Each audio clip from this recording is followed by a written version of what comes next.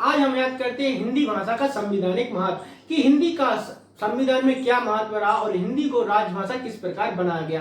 राजभाषा बनने के बाद इसको किस भाग में और इसके अंदर कितने अनुच्छेद रखे गए, किन किन अनुच्छेद में क्या क्या उपस्थित है। तो आज की वीडियो सभी विद्यार्थियों के लिए बहुत ही इंपॉर्टेंट है, तो वीडियो के अंत तक आप जरूर बने रहें। सबसे पहले हम देखेंगे कि हिंदी भाषा को सर्वप्रथम बनाने का श्रेय किन व्यक्तियों ने दिया था और संविधान सभा में इसको किसने प्रस्तावना दी थी कि हिंदी को क्या राजभाषा बननी चाहिए। तो पहला क्वेश्चन तो यहीं से आता है कि हिंदी भारत की राजभाषा है कि राष्ट्रभाषा है। तो ये तो सभी को पता है कि भारत की राजभाषा क्या होगी, हिंदी। और इसके बाद आते हैं हम कि सर्वप्रथम किस महान पुरुष द्वारा ये कहा गया था कि हिंदी को क्या राजभाषा बनानी चाहिए। सर्वप्रथम किसके द्वारा कहा गया था?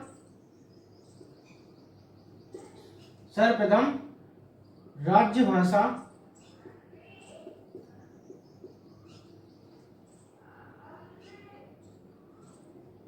बनाने की राय किसने दी थी? तो सर्वप्रथम हिंदी को राजभाषा बनाने की राय अपने मदन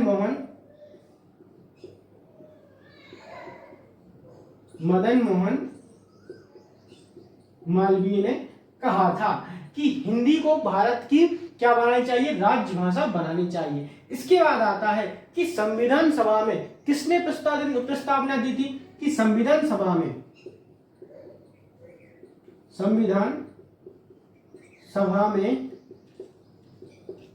राजभाषा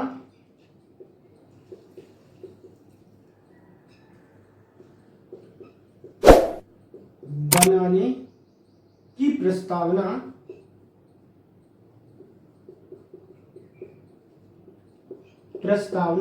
किसने दी? तो किसने दी थी? अपने गोपाल स्वामी आयंगर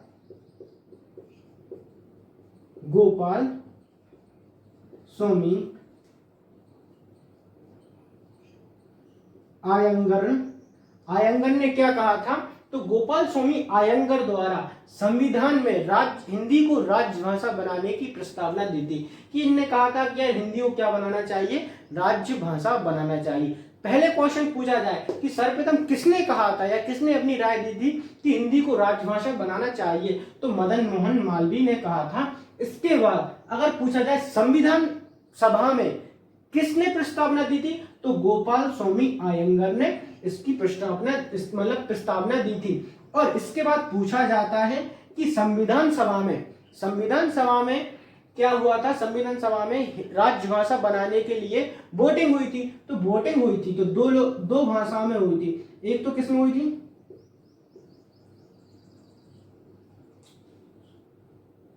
हिंदुस्तानी में, और दूसरी हुई थी हिंदी में। तो हिंदुस्तानी को 77 वोट मिले थे और हिंदी को कितने मिले थे? 78 वोट, मतलब 78 वोट और 77 मिले थे हिंदुस्तानी को। तो इसमें अपनी कौन हिंदी विजय हुई थी। तो 3 क्वेश्चन अपने यहीं से हो जाएंगे कि सर्वप्रथम राजभाषा बनाने का श्रेय किसको जाता है? तो मदन मोहन मालवीय को जाता है।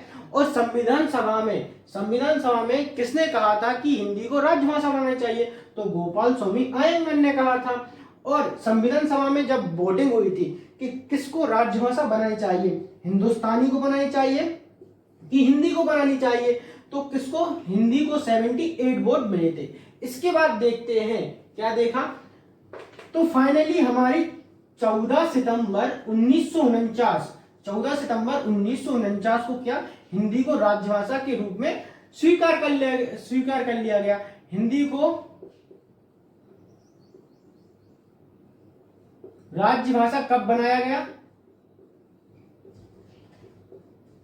हिंदी को राजभाषा बनाया गया था 14 सितंबर 1949 को। एक तो क्वेश्चन यहीं से आता है कि 14 सितंबर या हिंदी को राजभाषा कब बनाया गया, तो 14 सितंबर 1949 को। इसी के अवसर पे हिंदी दिवस कब बनाया जाता है? हिंदी दिवस भी बनता है 14 सितंबर को। हिंदी दिवस कब बनता है? 14 सितंबर को। विश्व हिंदी दिवस पूछा जाए तो कब बनेगा? 14 सितंबर को? नहीं यार, विश्व हिंदी दिवस बनता है अपना 10 जनवरी को। कब बनता है विश्व हिंदी दिवस? तो 10 जनवरी को विश्व हिंदी दिवस बनता है। अब हिंदी भाषा को राजभाषा बना दिया गया, तो इसको किस भाग में और कितने आर्टिकल रखे? तो इसमें कितने भाग हो जाएंगे? अगर भाग देखा जाए तो भाग 17 हो जाएंगे। और अनुच्छेद कहां से हो जाएंगे? अनुच्छेद अपने 343 से 351, 343 से 351। अब देखो भाग 17 हमको याद नहीं होता है, तो हिंदी भाषा कैसी रहती है? हमारे एक साथ रहती है। हिंदी भाषा कैसी रहती है? एक साथ रहती है। हर काम में मतलब हर भाग में क्या देगी? साथ देगी, तो एक साथ। और 343 से लेकर 351 तक हिंदी भाषा के क्या आर्टिकल या अनुच्छेद हो जाएंगे। अब अपन हिंदी भाषा के अनुच्छेद पूरे याद करेंगे कि 343, 344, 345, 346 की सभी में क्या क्या प्रावधान दिए गए हैं। ठीक है ना? इसको हमने कर दिया रफ। क्या किया हमने? इसको किया रफ। अब देखते हैं हिंदी भाषा के अनुच्छेद।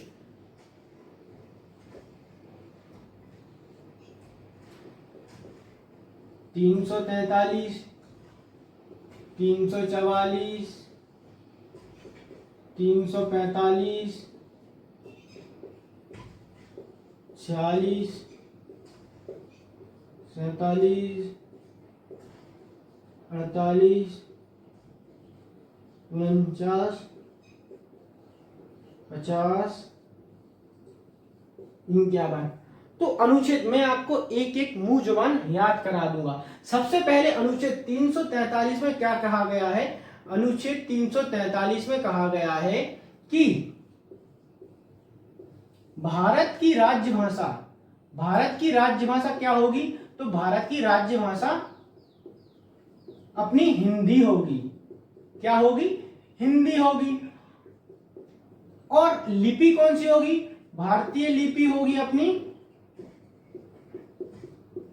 भारतीय लिपि तो सभी को पता है, देवनागरी लिपि होगी। अब जब हम लिपि की क्लास पढ़ेंगे तो आपको लिपियों के बारे में सबसे अच्छे तरीके से बता देंगे। इसके बाद आता है 344, अनुच्छेद 344। 344 में क्या कहा गया है कि राज्य भाषा संबंधी आयोग। और राज्य भाषा संबंधी आयोग कौन बनाएगा? तो राष्ट्रपति। तो राष्ट्रपति के द्वारा राष्ट्रपति क्या बनाएगा? राज्य भाषा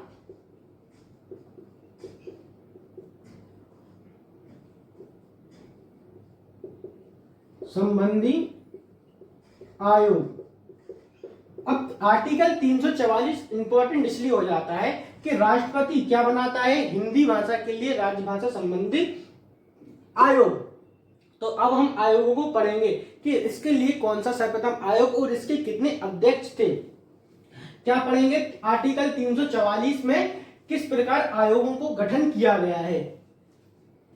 आर्टिकल 344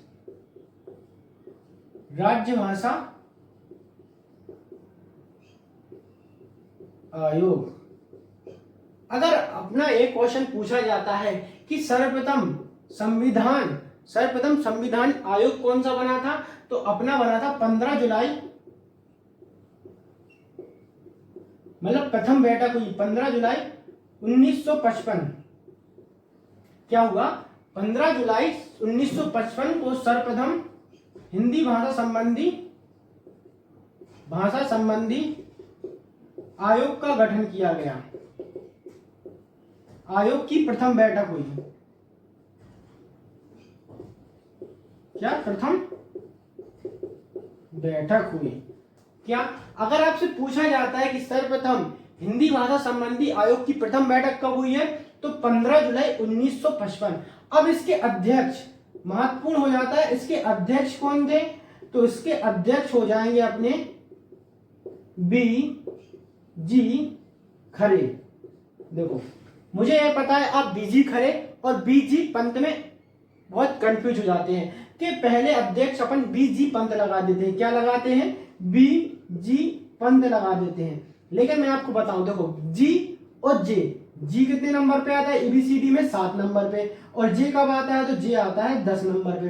तो जो पहला भाषा संबंधी आयोग बनेगा तो J बनेगा ना, J। तो B जी खरे हो जाएगा। और जे तो बाद में आता है, मतलब जब संसदीय समिति आयोग बनेगा ना, तो उसके अध्यक्ष थे बीजी पंत, ना कि बीजी खरे। अगर आपको पूछा जाता है संविधान सभा या संविधान राजभाषा संबंधी आयोग के प्रथम अध्यक्ष कौन थे, तो बीजी खरे। इसको आप नहीं भूलोगे। क्यों नहीं भूलोगे, तो बी और जी मतलब पहले आएगा।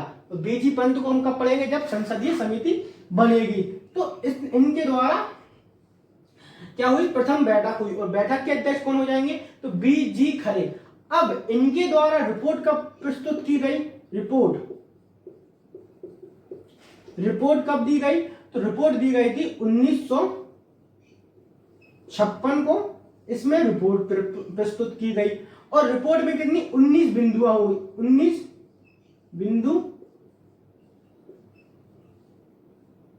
बिंदु थी। क्या, राजभाषा संबंधी आयोग में अगर पूछा जाता है, जो सर्वप्रथम राजभाषा संबंधी आयोग में कितनी बिंदुएं थी, तो 19 बिंदुआं थी। अगर पूछा जाता है रिपोर्ट कब प्रस्तुत की गई, तो 1956 में प्रस्तुत की गई थी।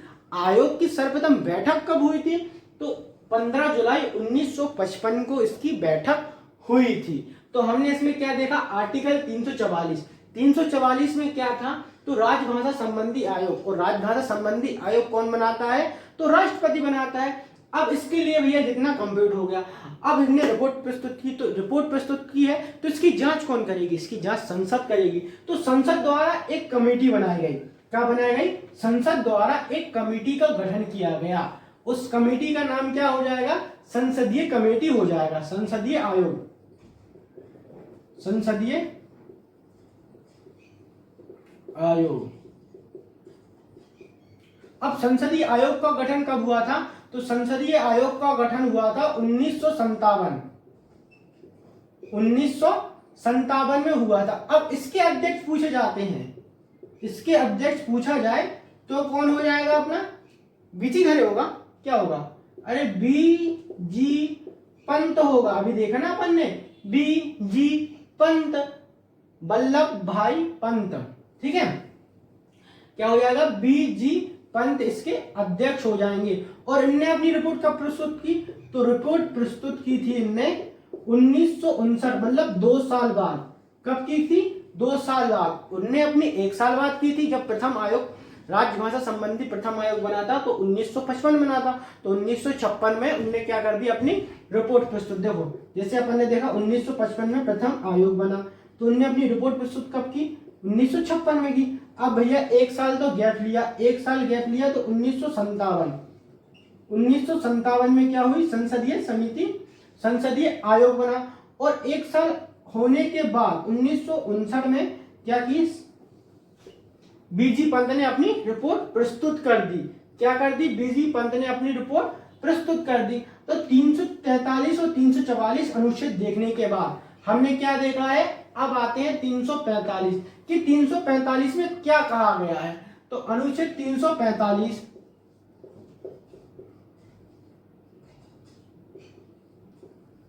देखो 345 में कहा गया है, किसी भी राज्य की अगर राजभाषा की व्यवस्था नहीं है।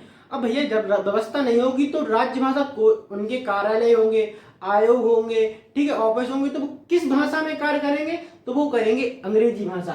तो इसमें हम क्या देखेंगे, जिस राज्य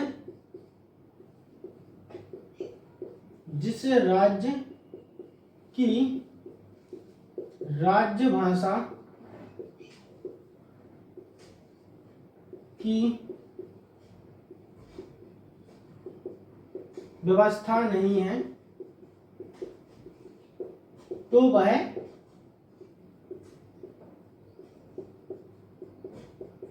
अंग्रेजी में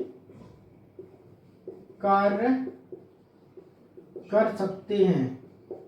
क्या कहा गया है, 345। अब देखो 345 हो जाएगा। अब देखो 3, 4, 5, मतलब देखो 3 भी क्या हो जाएगी, एक ऐसी संख्या जो विषम है, और 5 भी क्या हो जाएगी, विषम संख्या हो जाएगी। तो विषम से याद करो, विषम मतलब होता है गलत। एक प्रकार से देखिए भाई, कोई भी काम इनका राज्यों से काम नहीं हुआ क्या, जब किसी राज्य की राजभाषा की व्यवस्था नहीं है। अब यह राज्य की राजभाषा नहीं है, तो राज्य क्या करेगा, अंग्रेजी में क्या करेगा, कार्य करेगा। तो हमने 343 देखा, 344 और 345। अब देखो जब भैया व्यवस्था नहीं होगी और जब हो जाएगी तो उसको देखेंगे। तो अनुच्छेद 346, अनुच्छेद 346 में क्या कहा गया है? एक राज्य प्लस दूसरे राज्य के पत्र व्यवहार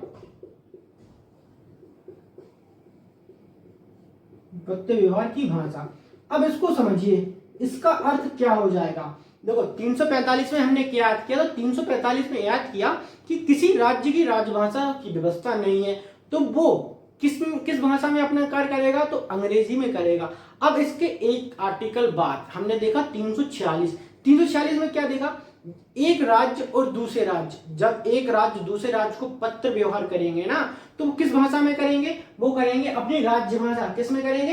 हिंदी में करेंगे। तो आप सभी को पता होगा कि जब एक राज्य दूसरे राज्य से क्या करेगा? पत्र व्यवहार करेगा, तो उस संबंधी भाषा दी गई है कि वो किस भाषा में करेगा। क्या देखा? एक राज्य से दूसरे राज्य के पत्रों का व्यवहारों की भाषा। ठीक है। इसके बाद आते हैं 347 कि 347 में क्या दिया गया है।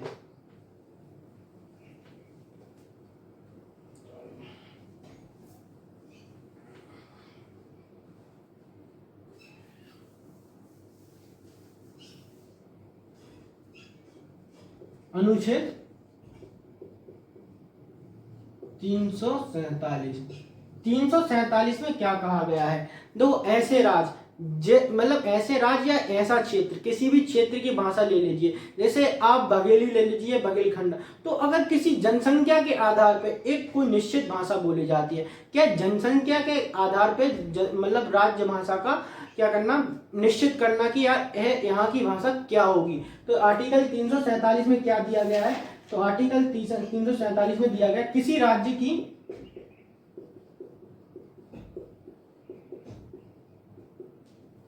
जनसंख्या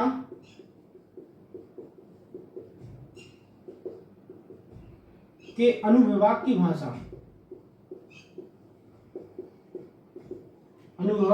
के द्वारा बोले जाने वाली भाषा। इसको देखो एक बार और समझ लीजिए। किसी राज्य की जनसंख्या के अनुविभाग क्या होता है? एक छोटा सा खंड, उसके द्वारा बोले जाने वाली भाषा को किसमें? 347 में रखा गया कि अगर राष्ट्रपति चाहे कि इस भाषा को भी यहाँ की क्या बना सकता है? राज्य भाषा बना सकता है या यहाँ की राजभाषा घोषित कर सकता है। इसके बाद आते हैं अनुच्छेद 348। अनुच्छेद 348 में क्या कहा गया है? तो देखो 348, अब 8 के ठाड़ में कौन रहते हैं? सुप्रीम कोर्ट रहते हैं और हाई कोर्ट रहते हैं। तो supreme court plus high court की भाषाओं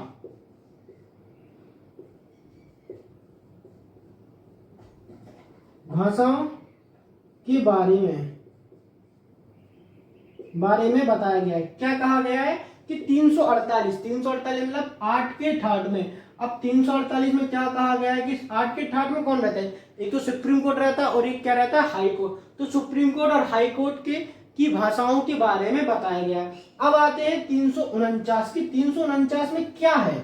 349 में?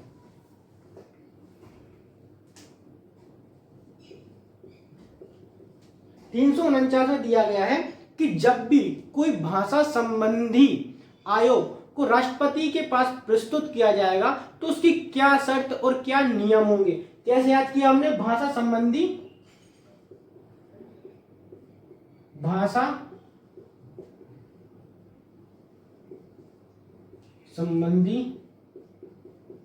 नियमों को बताया।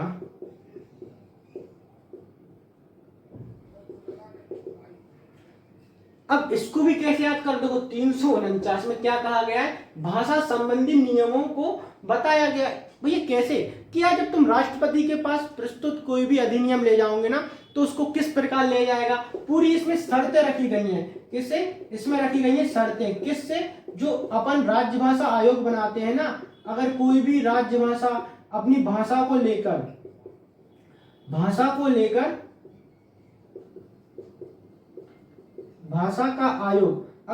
का आयोग बना रहा है किसी भी राज्य को, तो उसको 349 आर्टिकल 349 को फॉलो करना पड़ेगा कि इसमें किन किन शर्तों को रखा गया है। अब आते हैं हम 350 कि 350 में क्या दिया गया है।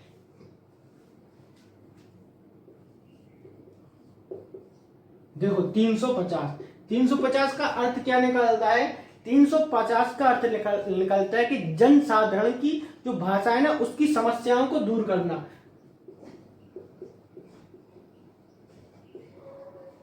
जनसाधारण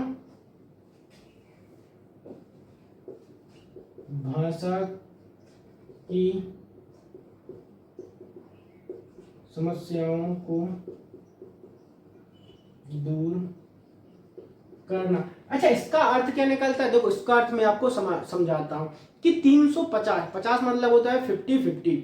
अब देखो, अब भैया मैं हूं अपन हिंदी बोलने वाले, ठीक है, अपन तमिलनाडु में गए और वहां पे अगर चोरी हो गया, अपना पर्स वगैरह चोरी हो गया, तो 50-50 का अर्थ अपन कैसे निकालेंगे। ऐसे निकालेंगे कि हमारा पर्स चोरी हुआ तो हम लिखवाने जाएंगे रिपोर्ट। अब उनको तो क्या, तमिलनाडु को तेलुगु आती, हिंदी समझ में नहीं आती, तो भी उनको ऐसी स्थिति में उपबंध करना पड़ेंगे और अपन को उनको है ना हिंदी में ही अपनी रिपोर्ट लिखनी पड़ेगी। इसके लिए क्या निकला है कि 350 में 50-50 से ऐसा निकला है कि यार कुछ बातें वो हमारी भी सुनेंगे और कुछ हमें उनकी बातें सुननी पड़ेगी। इसका अब आया समझ में कि जनसाधारण की समस्या मतलब भाषा संबंधी समस्याओं को दूर करना।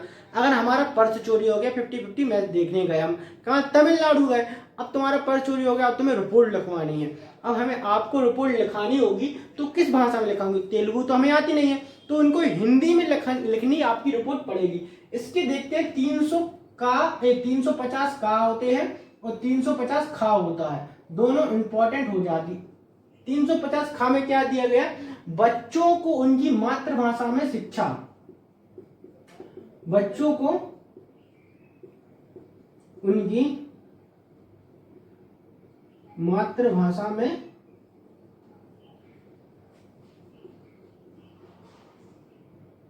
शिक्षा देनी चाहिए। ठीक है, अब देखो का 350 का से आप निकालो बच्चों, और बच्चे जब शिक्षा देंगे तो क्या पढ़ेंगे, का पढ़ेंगे, का खानी पढ़ेंगे। खा तो अपन किसको पढ़वाएंगे, खा तो पढ़वाएंगे जो अल्पसंख्यक समूह है ना, अल्पसंख्यक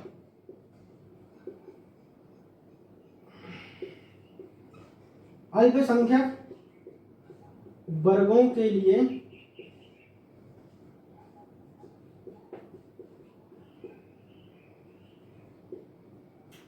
के लिए भाषा का प्रावधान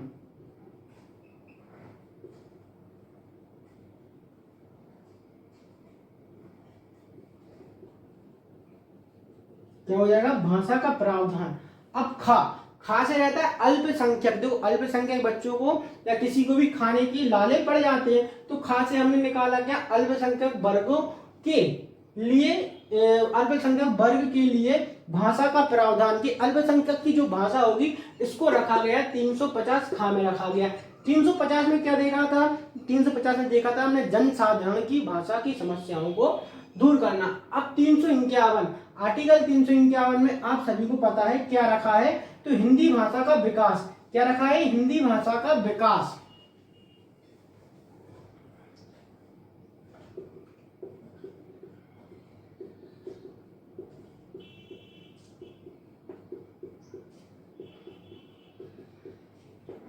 हिंदी भाषा का विकास आर्टिकल 351 आपसे पेपर में पूछ लिया जाता है और आप सभी को पता होगा कि 352 में क्या हो जाएगा, विकास। अब विकास कैसे करेंगे, जब हम किसी के घर पे 101 या फिर 51 रुपए का व्यवहार कर देंगे, 51 रुपए का व्यवहार करा तो उसको क्या हो जाएगा, विकास। तो हमने इस प्रकार 343, सबसे पहले आपको देखो 343 में क्या कहा गया है, 343 में कहा गया है कि जो हिंदी है ना भारत की राजभाषा होगी। 344 में क्या कहा गया था कि राष्ट्रपति ही राज्य संबंधी आयोग बना सकता है।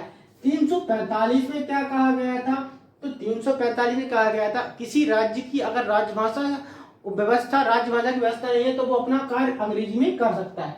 देखो अब 346 में क्या हो जाएगा, 3 6 मतलब 3 6, तो एक हो जाएगा राज्य और दूसरे राज्य, तो एक राज्य से दूसरे राज्य की भाषा के बारे में बताएगा। 347 में क्या कहा गया है, 347 में क्या कहा गया है कि जो किसी भी जनसंख्या के अनुविभाग की भाषाओं के बारे में बताया गया है कि किसी राज्य, अगर किसी राज्य की जनसंख्या और उसके जो अनुविभाग की जनसंख्या की भाषा है ना, उसके बारे में बताया गया। 348 में क्या कहा गया है, 348 में मतलब 8 के ठाड़ में कौन रहता है, सुप्रीम कोर्ट और हाई कोर्ट। 349 में क्या कहा गया है कि अपनी जो भाषा संबंधी आयोग है ना, भाषा संबंधी आयोगों को रखा गया है। क्या रखा है, भाषा संबंधी आयोग को रखा गया है, उसको जो पेश है ना कैसे किया जाएगा, शर्तें रखी गई हैं। और 350 में क्या है, 50-50 मैच देखने गए थे हम तमिलनाडु, मतलब हमारा पर्स चोरी हो गया, तो हमारी समस्या होगी ना, तो जन साधारण की भाषा की समस्याओं को दूर करना। और 351 में 101 का हमने व्यवहार किया तो हिंदी भाषा का विकास हो गया। किस प्रकार हमने आज हिंदी भाषा के संवैधानिक महत्व को आज सरल और आसान तरीके से याद किया है। अगर आपको मेरा पढ़ाया द्वारा समझ में आ रहा है तो वीडियो पे कमेंट और लाइक एवं सब्सक्राइब जरूर करें।